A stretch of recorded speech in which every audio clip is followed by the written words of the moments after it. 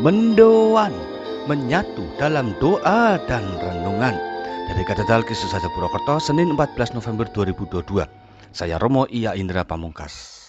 Saudari-saudara, selamat pagi, berkat dalam. Kita buka perjalanan di awal pekan ini dengan mohon rahmat Allah.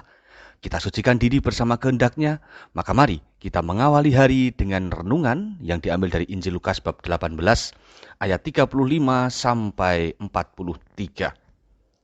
Dalam nama Bapa dan Putra dan Roh Kudus, amin. Tuhan bersamamu dan bersama rohmu.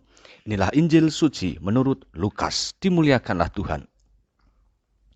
Ketika Yesus hampir tiba di Yeriko, ada seorang buta duduk di pinggir jalan dan mengemis.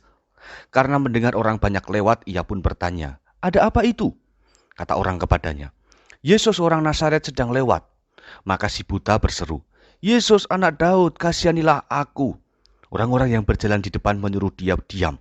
Tetapi semakin kuatlah ia berseru, "Yesus anak Daud, kasihanilah aku." Maka Yesus pun berhenti dan menyuruh orang untuk mengantar dia kepadanya. Ketika si buta itu sudah dekat, Yesus bertanya kepadanya, "Apa yang kau inginkan ku perbuat bagimu?" Orang itu menjawab, "Tuhan, semoga aku melihat." Maka Yesus berkata, "Melihatlah, imanmu telah menyelamatkan dikau."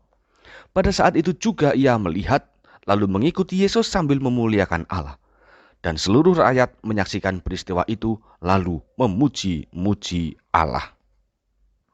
Demikianlah sabda Tuhan. Terpujilah Kristus. Saudari-saudara, ketika Tuhan berfirman, maka semua akan terjadi. Demikianlah kisah yang bisa direfleksikan dari Injil hari ini. Firman Yesus, "Melihatlah, imanmu telah menyelamatkan dikau," menghasilkan mukjizat bagi si buta. Dia bisa melihat, dia bisa mengikuti Tuhan Yesus. Inilah kemahakuasaan Allah yang tidak bisa disangsikan lagi. Percaya dan memohon belas kasih Allah merupakan cara beriman yang harus kita miliki. Allah tidak pernah membuat manusia sengsara.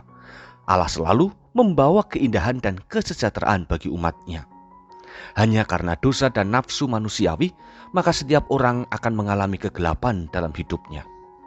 Saudari-saudara, kiranya penting untuk kita sadari tentang cara beriman. Iman selalu bisa mengarahkan kita untuk memohon dengan penuh keyakinan.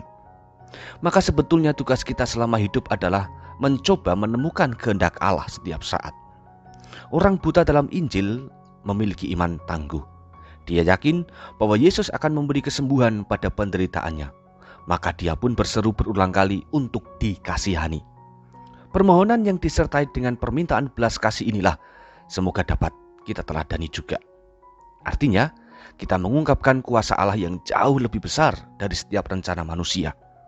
Maka, saudari-saudara, pada hari ini, semoga kita bisa menyelaraskan semua rencana dalam kuasa Allah.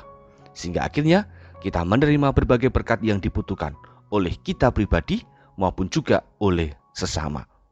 Tuhan memberkati. Mari berdoa. Allah Bapa Maha Kuasa, Engkaulah sumber dan tujuan hidup kami. Engkau tidak akan melepaskan kami menuju pada kegelapan maupun kebinasaan. Maka tolonglah kami agar selalu semangat memasrahkan semua rencana dalam tangan-Mu.